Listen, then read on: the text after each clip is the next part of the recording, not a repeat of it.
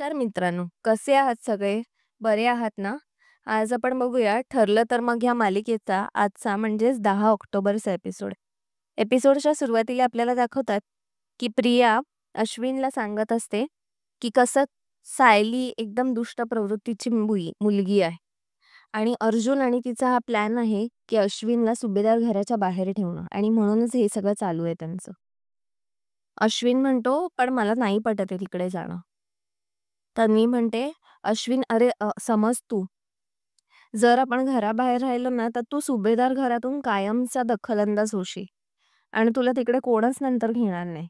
आत्ता जर आपण तिथे शिरलो नाही ना, तर आपण कायमचं घराबाहेर पडू." इकडे अर्जुन त्या टेलरपर्यंत पोहोचतो. टेलरला सांगतो, "तुम्ही साडीचा ड्रेस शिवू शकता ना?" त्यावर तो टेलर म्हणतो, "हो, हो, मी शिवू शकतो ना. माझ्याकडे चनिया-चोली, घागरा ह्या सगळ्या गोष्टी मिळतात बनवून." अर्जुन म्हणतो, "हो, हो, तसं तर तुम्ही वर्ल्ड फेमसच आहात. तुमची तर स्पेशालिटी काय आहे?" अर्जुन त्याला विचारतो, "बरं ह्या ड्रेसचे किती होतील?" तर तो टेलर लगेच अर्जुनचे कपडे बघून आणि त्याची गाडी बघून म्हणतो, "2,000 होतील." अर्जुन म्हणतो, "ठीक आहे, चालेल." मग तो विचारतो, की "कधीपर्यंत द्याल?" मग तो टेलर घरामध्ये जातो, काल निर्णय बघण्यासाठी आणि तारीख बघण्यासाठी म्हणून जातो, तर अर्जुन पण त्याच्या मागोमाग जातो. तो टेलर त्याला म्हणतो, की पुढच्या गुरुवारी मिळेल. तेव्हा अर्जुन म्हणतो, "पुढच्या गुरुवारी खूप उशीर होईल. एक काम करा, मला उद्याच हवंय." तर टेलर लगेच म्हणतो, "पण त्याचे मग एक्स्ट्रा ₹1000 लागतील." त्यावर अर्जुन म्हणतो, "हां, ठीक आहे, काही हरकत नाही, चालेल ना." त्यावर मग तो टेलर म्हणतो, "आता एक्स्ट्राचे ॲडव्हान्स ₹500 मला द्या." अर्जुन त्याला ₹1000 काढून देतो आणि म्हणतो, "उद्याच्या उद्या मला पाहिजे." तर टेलर अर्जुनचा नंबर घेतो आणि सांगतो, की "जसा ड्रेस तयार होईल ना, मी लगेच तुम्हाला फोन करून कळवेन." इकडे नागराज सुमनला म्हणतो, "अगं अर्जुनला विचार, की तो त्या टेलरपर्यंत पोहोचलाय का?"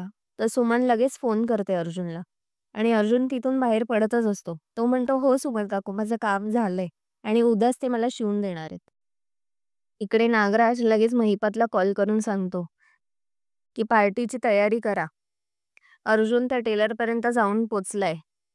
प्रियाने खूप डोकं लावलं त्याला थांबवण्यासाठी, पण आता आपलं फायनली काम झालंय. महिपत म्हणतो, "आता बघ, प्रियाच्या घशाखाली एक थंब पाण्याचा पण नाही जाणार. ती इतकी घाबरे. भले शाब्बास नागराज शेठ, काय काम केलंत तुम्ही."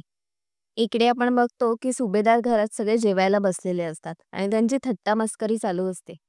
तेवढ्यात तिकडे अश्विन आणि तन्वी येतात. अश्विन टाळ्या वाजवतच घरात शिरतो.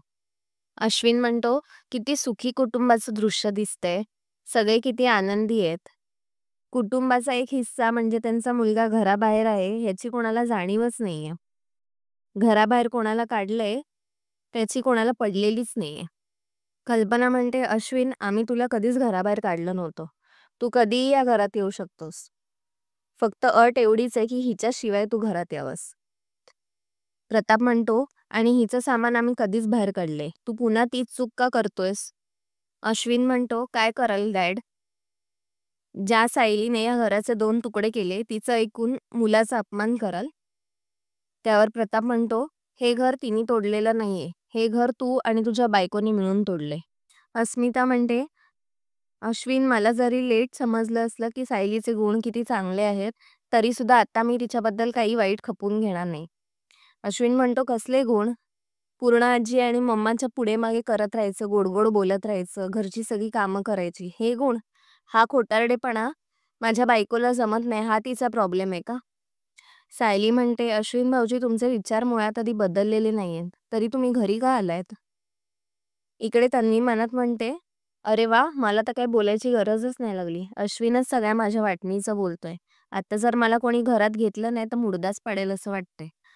अश्विन म्हणतो, "सायली, तुला ह्या घरातल्या सुनेला बाहेर काढून तिच्या वाटणीचा जो अधिकार आहे, त्या अधिकारांवर दोघांना बसायचंय ना?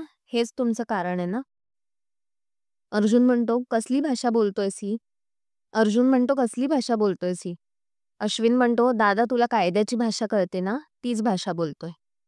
अश्विन म्हणतो, "मला माहिती आहे डॅड, की तन्वीनी खोटी साक्ष दिली म्हणून तुम्ही तिला आयुष्यभर शिक्षा देणार आहात. पण डोंट वरी, मी ते होऊ देणार नाहीये. कारण तन्वी कायदेशीररित्या बाहेर आलीये आणि तिला कोर्टानेच बाहेर काढले. सायली म्हणते, जरी कोर्टाने तिला निर्दोष मानलं असलं तरी सुद्धा ती आमच्यासाठी निर्दोष नाहीये. आम्ही तिला ह्या घरात घेणार नाही. मग अश्विन म्हणतो, हो का? मग मी पण असं म्हटलं तर चालेल का, की मधुभाऊंना जरी कोर्टाने निर्दोष सिद्ध केलं असलं तरी सुद्धा मी त्यांना खुनीच मानतो. हे ऐकून अर्जुन अश्विनच्या अंगावर धावून जातो आणि अश्विन त्याला ढकलून देतो. प्रताप म्हणतो, अरे काय करतोयस अश्विन, हे संस्कार दिलेत तुझ्यावर? प्रिया तिकडून म्हणते, अश्विन, अरे तू नको असं करू. अर्जुन तुला मारायला पण कमी करणार नाही. सगळे हे ऐकून प्रचंड चिडतात. प्रताप म्हणतो, तू तुझ्या नवऱ्याला सांभाळ. तुझ्यामुळे आज मोठ्या भावाला मारण्याची पण मजल गेलीये त्याची. प्रतापराव म्हणतो, अश्विन, काही झालं तरी तू या घरातून बाहेर हो, आत्ताच्या आत्ता. अश्विन म्हणतो, ठीक आहे, मी घराबाहेर होईन. पण त्याआधी मला माझ्या प्रॉपर्टीचा हिस्सा द्या. मगच मी जाईन. हे सगळं ऐकून सगळे खूप चिडतात आणि सगळ्यांना फार वाईट वाटतं. अश्विन म्हणतो, मी काही चूक करत नाहीये माझ्या वाटणीचा हिस्सा मागण्यात. कारण ही सायली आणि अर्जुन अख्ख्या प्रॉपर्टीवर सापासारखे बसलेत.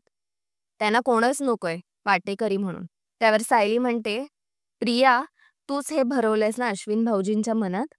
हे वाटेकरी, हिस्सा, अधिकार ह्या सगळे शब्द अश्विन भाऊजींच्या तोंडात कधीच नव्हते. हे तूच केलंयस ना? अश्विन म्हणतो, हे बघ, तन्वीला प्रॉपर्टीचा मोह नाहीये, पण तिनेच मला हे लक्षात आणून दिलंय की सुभेदारांचा मुलगा होण्याच्या नात्याने मला माझा अधिकार मिळायलाच हवा. आणि जोपर्यंत या प्रॉपर्टीचे हिस्से होत नाहीत, तुकडे पडत नाहीत, तोपर्यंत काय मी इकडून जाणार नाही. मित्रांनो, आजचा भाग इथेच संपला. पुढील भागात आपल्याला दाखवतात की अश्विन प्रॉपर्टीचे कागद घेऊन येतो आणि सांगतो, प्रताप सुभेदार, आत्ताच्या आत्ता या कागदांवर साईन करा, नाहीतर मला आणि माझ्या बायकोला मानाने घरात घेऊन या.